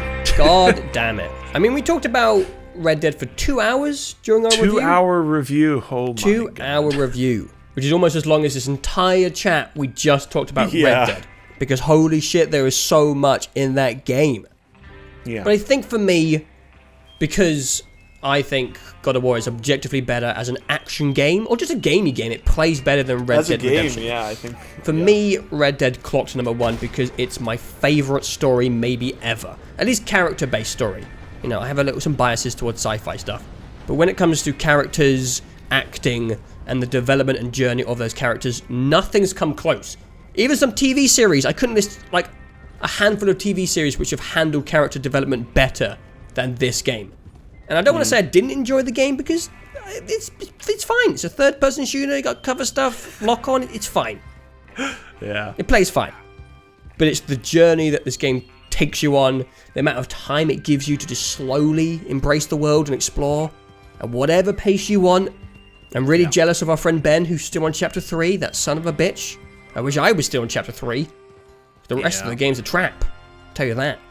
Spoiler. Yeah. But yeah, I don't really know where to dive in, because I don't want to talk about it for 2 hours again. Well, I was gonna say that God of War, or Red Dead, is a deeply flawed game with, the movement and gameplay is you'll either be fine with it or you'll hate it. I would be surprised if there are people out there that say like they really like the gameplay of Red Dead. Like I never really even thought about it. So it just didn't bother me, right? I think a lot of the mission design is like extremely outdated in a way that is kind of, it stands out, I think. But again, I never really thought about it. I think for me, Red Dead is number one because it's an emotional pick. It's a pick based on emotion and not, despite the title, best video game of the year would imply often like an all-encompassing package and an emphasis on the video game parts of it being really good. But who fucking cares? That's not how our brains work. Red Dead is the number one for me because of the emotional investment in it, and the emotional investment in the characters and the storytelling and the world. You know, the world and the pace of it is a huge part, but the storytelling, the character work, the music, you know, the moments they form together, really set it above and beyond most other games that have ever been made, in a way that I definitely wouldn't have expected. I never would have thought. There's a scene late in the game, you know, where, you know, the one where Arthur talks to the nun at the train station, which you can miss. That you can, depending on your honor level. Yeah, and if you didn't complete all her quests, it's not. You talk to the father, the priest from your camp. I would never in a million years have thought that Rockstar would be capable of writing like that in that scene. Tender, sweet, emotional, like deeply human writing is not something I would have thought Rockstar was capable of. It feels like, I think I said it in the root, it feels like they aged, the people making this game aged by like 20 years. And this is their like old man project, you know? Like all the directors do it where they get older and they have families, and their style changes from like rebellious to reflective, you know. And Red Dead is that change where it's like, in a lot of their design aspects, it's still rebellious because they're just saying, fuck you, we're Rockstar, we design our game however we want and you're gonna like it. But from the storytelling and writing side, it is much more a step towards maturity and reflection on life in general in a way that games just don't do. Yeah. But the thing is, it also manages to somehow balance a kind of whimsical and fun tone. Yeah. The old, you know, it's, GTA 5 cheekiness. It's not obviously not as heavy, it's not as satirical, but it's still like there's an underline of fun still in the game all the way through. Yeah. It can be funny at times for sure, and there's, you know, certainly goofy characters and just, you know, cool moments where you're robbing a bank or whatever. Like, it's still distinctly a Rockstar game for sure. But Arthur Morgan is like the best written, best developed, best acted character in a video game, and you know, you spend a lot of time with him, and he and the people around him go a lot of places, and you know, they've talked about it as like a 5 or 6 season TV show, and it feels like that. Yeah, it does. And it is really hard to detach from that for me, where it's like, if I were to judge games more objectively, you know, it would be a very different conversation. But you know, you get your heart wrapped around something, and it's hard to detach that. Yeah.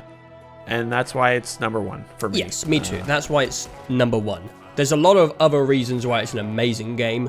It's a technical marvel when it comes to characters, artificial intelligence.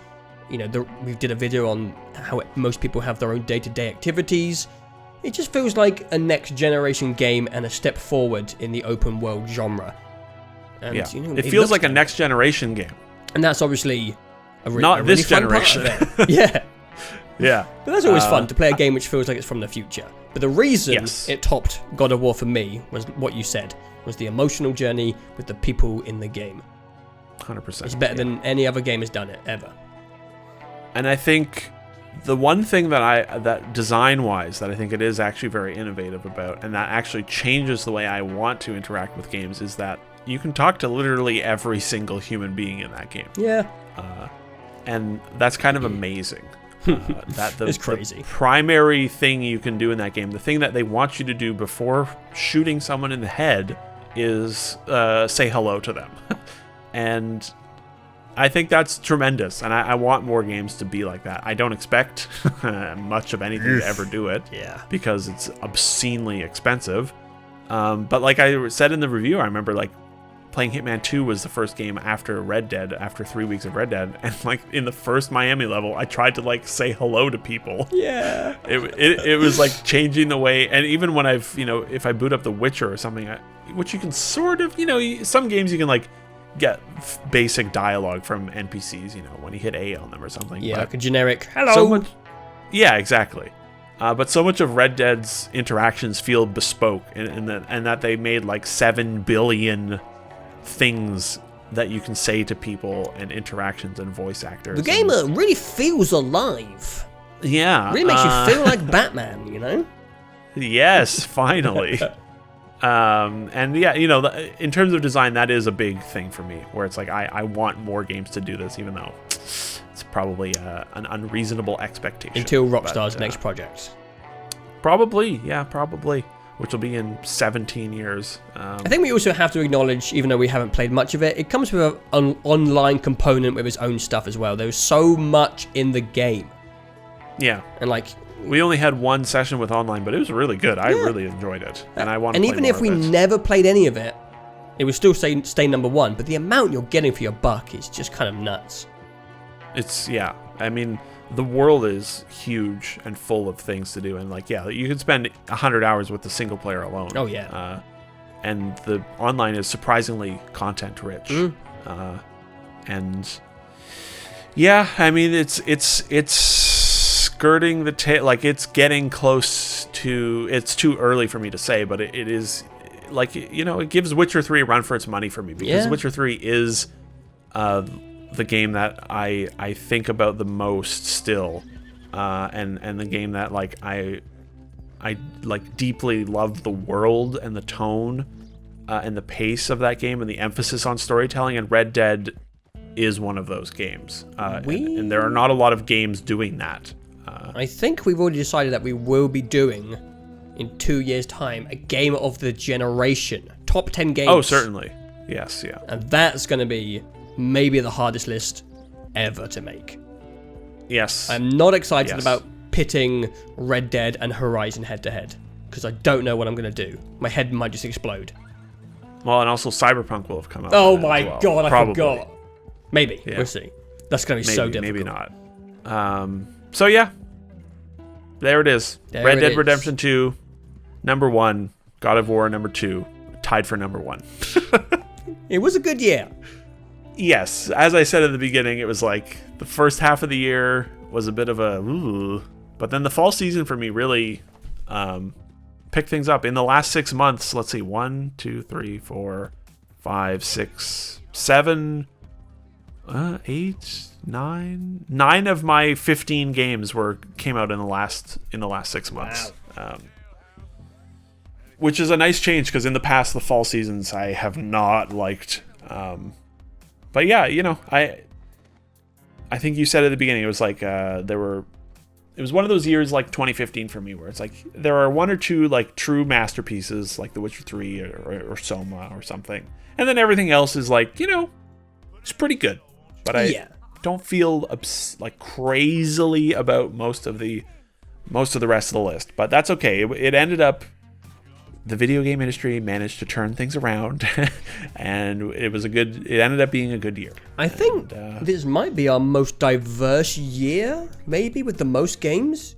We'll have to check. You'll have to send me your list over in a text form so I can easily reference it. We had a lot of differences. Like, you didn't have Sea of Thieves, Monster Hunter World, Shadow of the Colossus, Spider-Man, and Prey Mooncrash. 5 of my games you didn't have.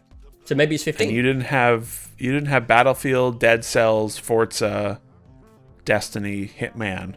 So 5 each. So that's 15 games. Am I doing the maths correctly? Was it Probably. 50? I don't know. We'll consult when I have it in text form. It's easier to just visualize. That's 15 games. 5 that matched, and then 5 each separate. Yeah, I think the highest number of unique games we've had was 16 before. I think. Shit. I'll have to check. But it was I think that's a good diverse list of games between the two of us. I almost killed myself. That was a good selection.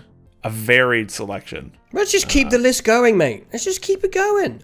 All right, hit me with those honorable mentions. My This video is running 11. short.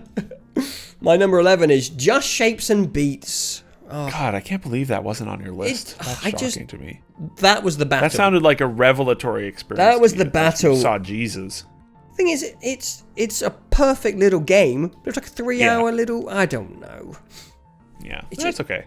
In my brain, when I'm making the list, I'm like, what would I rather play right now? Just Shapes and Beats or blah blah. And I'm like, you're lucky, Sea of Thieves. Let me just put it that way. You got lucky this year, punk. Yeah, I would say the same about Battlefield. And then stuff below it, I really liked Yoku's Island Express. I beat that recently, and I think it actually gets better as it goes along. That's cool. Because at the beginning you do a lot of backtracking, and then that kind of goes away. You open up these fast travel things, and it gets much more fluid for the last 3 hours or so. Really liked Far Lone Sails and The Gardens Between, which I played in one sitting each. Wow. Really nice, short little games. The Garden Between is too short, in my opinion, but it's a really unique puzzle game. And the last game, which I started playing today, which maybe at this rate would have snuck on, and that's The Messenger. Oh, yeah. The Messenger. On Switch. Yeah. The Messenger is really good. I was expecting another really difficult game, because usually that, the retro platformer genre is like, ooh, it's difficult like it used to be on the NES. But the Messenger's pretty easy, and I'm really enjoying the fact that it's really easy. I did not expect it to be a walkthrough, because even Shovel Knight's kind of challenging, and so far, the Messenger, maybe it gets hard, kind of only a couple hours in, but it's comfy. I was not expecting it to be comfy. But yeah, just some indie goodness in my honorable mentions. That's it. That's it? Okay. That's my 5 honorable mentions. The game that I had at my number 10 for quite a while and should probably be there was Tetris Effect. Oh, yes. Because I really do like Tetris Effect. I thought that might sneak on. It's just got so much style, and it's so pleasant, and it's a really nice... It's sort of the game I've gone back to when it's just like, man, I really don't want to think about any of the games I'm playing. Like, even driving a car in Forza is sometimes a little too much, where it's just like, Tetris is just... It's just blocks, and they just keep falling, and all I have to do is put them in a spot, and shit, I should have been number 10. Damn it. Yeah. I had Prey Moon Crash, of course. Yeah. I had Spy Party. Oh yeah. In my honorable mention, Spy Party is a delightful little game. Almost forgot to say that. But we've only played we've not even gotten 6 hours out of it yet, which is kind of impressive. But it's good. It's not the most involved or anything, but it every time we've played it, even if it's only ever been for like 90 minutes at a time, it's a very fun, unique, silly experience. It is, yeah. I had Spider-Man. Mm-hmm. Just didn't quite click with it enough, but I really do like some aspects of it quite a bit. I had Sea of Thieves as well. Again, it would have been much higher if the last 2 sessions hadn't been so awful. Yeah. Because I love pirate stuff, and it's like the most beautiful game ever made, and it's so pleasant and relaxing, and the interactions with people are really, they can be very beautiful. Yes. We've had some amazing interactions. And then one other game, I like to think of it as the precursor to Red Dead Redemption 2 in terms of craziness. It's called Kingdom Come Deliverance. Oh yes, Kingdom Come Deliverance. There was I played like 25 hours of that game very shortly. I started constructing my list pretty early in the year, and it was at number 10 for quite a while.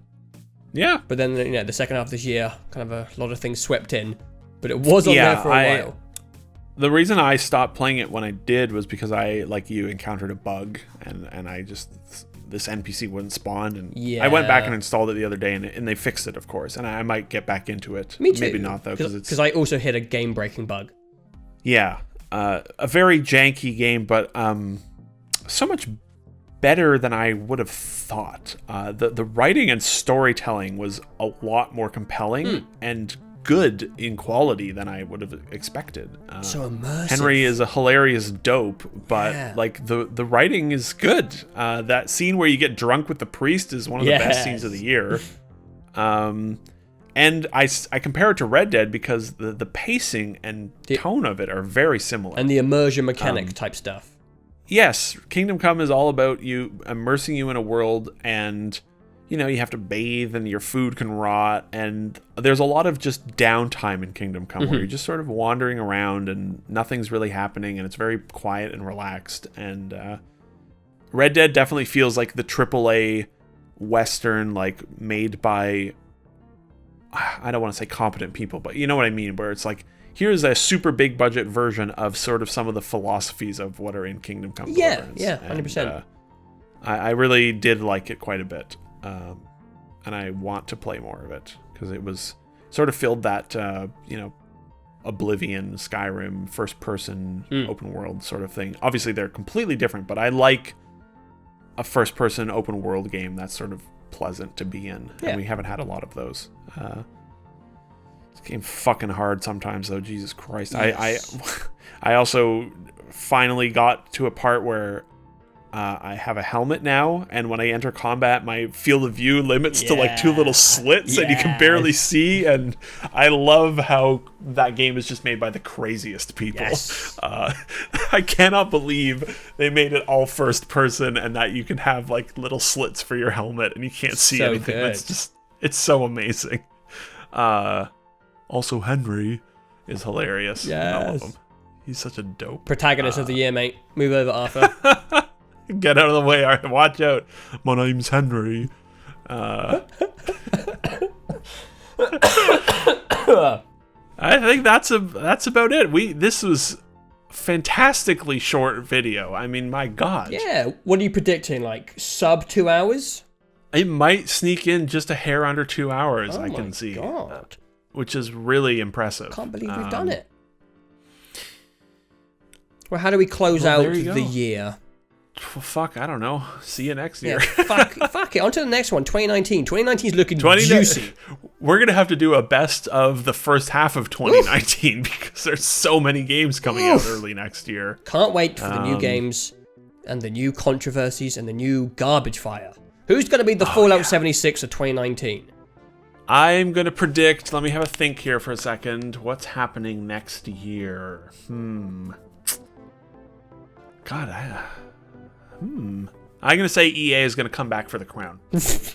EA took a year off this year after having the biggest year of their lives last year, and biggest I mean worst. And I think they're going to come back. They're going to try and take the crown back from the king. And it's going to be Titanfall 3, you know. It's that, or somehow they're going to fuck up Borderlands 3 completely. Yeah. That's my biggest worry, actually. Oh, yeah, shit. So Randy Pitchford, I don't know, man.